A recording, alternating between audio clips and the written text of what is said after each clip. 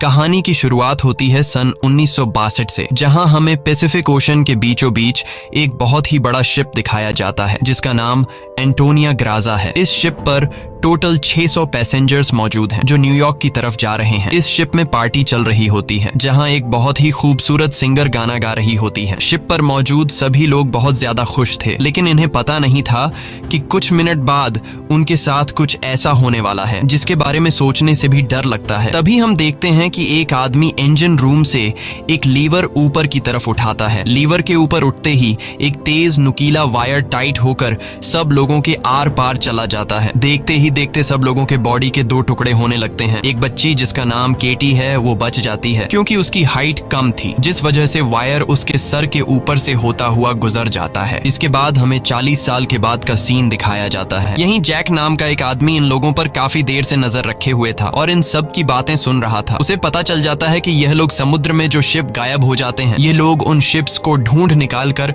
Market में बेचकर पैसा कमाते हैं। जैक नाम का वो आदमी इनके पास आता है और इस टीम के लीडर को एक शिप के बारे में बताता है जिसमें खजाना छुपा हुआ है। जैक असल में उस शिप की बात कर रहा था जिसे 40 साल पहले एक अनजान आदमी ने लीवर खींचकर सब लोगों को मार दिया था। टीम के लीडर ने भी उस 40 साल पहले गायब हुए एंटोनिया ग्राजा नामी शिप के बारे में सुना था और अगले ही दिन ये लोग अपने टग बोट में उस एंटोनिया ग्राजा नाम की शिप को ढूंढने निकल पड़ते हैं। कई दिनों के सफर के बाद ये लोग समुद्र के एक बहुत ही वीरान जगह पर पहुंच जाते हैं जहां टीम के एक आदमी को किसी शिप के आसपास होने का सिग्नल मिलता है। ये लोग समझ जाते हैं कि वह शिप जो आज से 40 साल पहले खो गया था वह यहीं कहीं पर है। थोड़ा ही आगे बढ़ने पर इनके सामने एक बहुत ही बड़ा शिप आ जाता है। ये वही शिप है जिसे हमने कहानी की शुरुआत में देखा था और ये शिप पिछले 40 सालों से समुद्र में गायब हो गया था। अंदर जाते ही इन लोगों को बहुत ही अजीब सी आवाज आने लगती है जिसे सुनकर ये लोग घबरा जाते हैं। इसके बाद टीम का लीडर अपने साथियों को आगे बढ़ने के लिए कहता है। ये लोग उस आवाज को फॉलो करते हुए एक बड़ी सी घड़ी के पास पहुंचते हैं जहां ये लोग देखते हैं कि उस घड़ी का कांटा अभी भी हिल रहा है। कुछ देर बाद अचानक उस घड़ी का कांटा रुक जाता है। यह देखकर उन्हें कुछ अजीब लगता है। ये लोग जब आगे बढ़ रहे होते हैं तब उनका एक साथी नीचे फ्लोर टूटने की वजह से गिरने ही वाला होता है कि तभी मर्फी उसे पकड़ लेती है और जब मर्फी अपने साथी को ऊपर खींचती है तब उससे नीचे एक लड़की दिखाई देती है। ये वही लड़की है जो आज से 40 साल पहले यानी कि सन 1962 में शिप में अकेली बची थी, जिसके सिर के ऊपर से वायर गुजरा था। लेकिन हैरान करने वाली बात यह थी कि 40 साल बाद भी उसकी उम्र उतनी ही थी, जिसका मतलब यह है कि यह उस लड़की की आत्मा है। अब ये लोग जैसे तैसे करके अपनी साथी को ऊपर की ओर खींच देते हैं। यहाँ मर्फी को कुछ समझ नहीं आता कि उसने जो देखा वह सच था या फिर कोई वहम, लेकिन यह सब देखकर मर्फी बहुत ज्यादा डर जाती है। अगली सुबह उन्हें पता चलता है कि शिप में एक बहुत बड़ा होल है जिसकी वजह से धीरे धीरे शिप पानी में डूब रहा है। टीम का लीडर कहता है कि इस हालत में शिप को टग बोट से बांध कर ले जाना नामुमकिन है क्योंकि शिप में ढेर सारा पानी जमा हो चुका है। पानी की वजह से शिप का वजन कई गुना बढ़ चुका है। जिसके बाद ये सभी अपने अपने काम पर लग जाते हैं। कुछ साथी शिप के होल को रिपेयर करने में लग जाते हैं और कुछ शिप के अंदर मौजूद खजाना ढूंढने में लग जाते हैं। स्विमिंग पूल को देखकर वह हैरान रह जाती है क्योंकि स्विमिंग पूल पर ढेर सारे गोलियों के निशान थे। अब वह स्विमिंग पूल से जब ऊपर की तरफ आ रही होती है तभी एक बार फिर से वह लड़की मर्फी के सामने आ जाती है, जिसे देखकर डर के मारे मर्फी वापस नीचे पूल में गिर जाती है। मर्फी एक बार फिर से जब ऊपर देखती है तो वो लड़की वहाँ नहीं थी और अब वहाँ पर जैक होता है। जैक मर्फी को स्विमिंग पूल से बाहर निकालने में मदद करता है। बाहर निकलते ही मर्फी जैक से कहती है कि मैंने अभी अभी यहाँ पर एक लड़की देखी है, लेकिन पता नहीं वह अचानक कहाँ गायब हो गई। जैक मर्फी से कहता है कि यह तुम्हारा वहम होगा, यहाँ पर कुछ भी ऐसा नहीं है। जब टीम के लीडर की नजर सामने टेबल पर पड़ती है तो वह देखता है कि टेबल पर एक शराब की बोतल और ग्लास में किसी ने पैक बनाकर रखा है। यह सब देखकर ऐसा लग रहा था जैसे अभी अभी कोई शराब पीकर चला गया हो। टीम का लीडर जैसे ही इस ग्लास को उठाकर पीने वाला होता है तब उसकी नजर सामने लगे शीशे पर पड़ती है और शीशे में टीम के लीडर को इस पुराने शिप का कैप्टन दिखाई देता है। यह देखकर टीम का लीडर बहुत ज्यादा डर जाता है और उसके हाथ से शराब की ग्लास गिरकर टूट जाती है और टीम का लीडर डर के मारे वहां से निकल जाता है। इस शिप पर सभी के साथ अजीबोगरीब इंसिडेंट्स हो रहे थे। दूसरी तरफ मर्फी और जैक आगे बढ़ते हुए लॉन्ड्री रूम से बाहर जाने वाले गेट को जैसे ही खोलते हैं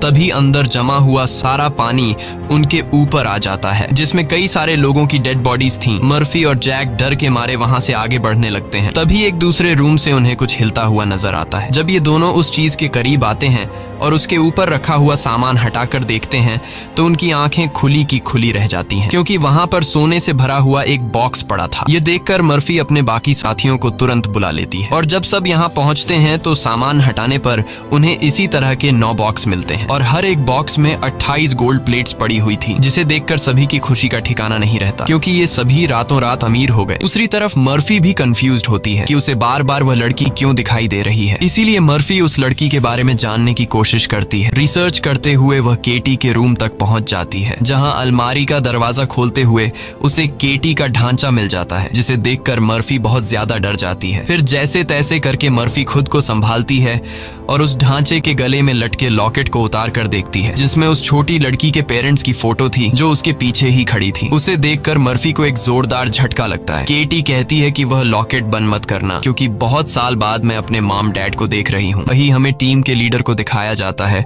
जो इस पुराने शिप के कैप्टन के रूम में बैठा होता है। तभी वह देखता है कि शराब की बोतल अपने आप ही सरकने लगी। कुछ देर बाद उसके सामने इसी शिप के कैप्टन की आत्मा आ जाती है। कैप्टन बताता है कि आज से कई साल पहले हमारे पास एक आदमी आया था जिसने हमें लोरली शिप के बारे में बताया। उसने कहा कि लोरेलाई शिप में बहुत ही बड़ा खजाना छुपा हुआ है। जब हमने लोरेलाई शिप को रेस्क्यू किया तब हमें सच में वो सारा खजाना मिला। कैप्टन टीम के लीडर को एक दूसरी फोटो दिखाते हुए कहता है कि ये वो आदमी है जिसने हमें लोरेलाई शिप का बताया था। टीम का लीडर उस आदमी की फोटो देखकर उसके गले में सांसें अटक जाती हैं क्योंकि वह आदमी कोई और नहीं बल्कि जैक था। अब टीम का लीडर समझ जाता है कि जैक कोई इंसान नहीं बल्कि एक भूत है। ये सब समझते ही टीम का लीडर जल्द ही अपनी टीम को इस शिप से निकालना चाहता था। तभी उसके सामने उस लड़की की आत्मा एक बार फिर से आ जाती है जो उसे दिखाती है कि तुम जिस आदमी को ढूंढ रही हो वह मर चुका है। यह मार्क होता है जो लेडी सिंगर को पाने के चक्कर में मारा गया। और अब यह लड़की मर्फी के कंधे पर हाथ रखकर उसे 1962 की उस रात में ले जाती है जहां यह सारा इंसिडेंट हुआ था, जब सब के सब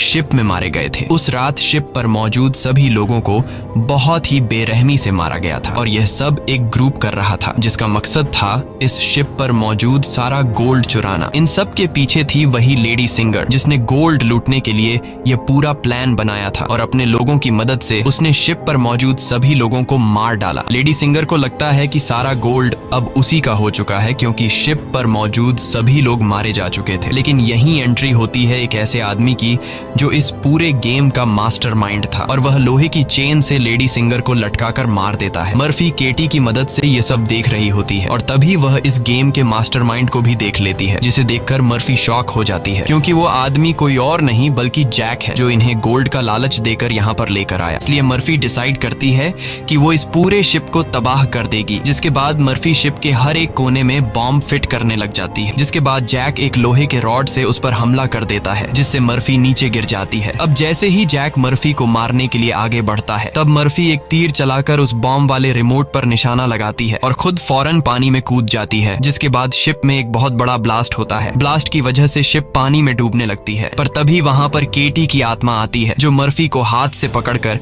ऊपर का रास्ता दिखाती है। तब मर्फी देखती है कि जैक ने जितने भी सोल्स को कैद कर रखा था वो सभी सोल्स आजाद हो गई हैं। दरअसल यहाँ जितने भी सोल्स थे वो सभी जैक के गुलाम थे। यहाँ मर्फी एक बॉक्स के सहारे समुद्र में तैरती रहती है और तभी वो एक शिप तक पहुंच जाती है जो शिप उसे रेस्क्यू कर लेता है। इसी के साथ ये कहानी खत्म हो जाती है।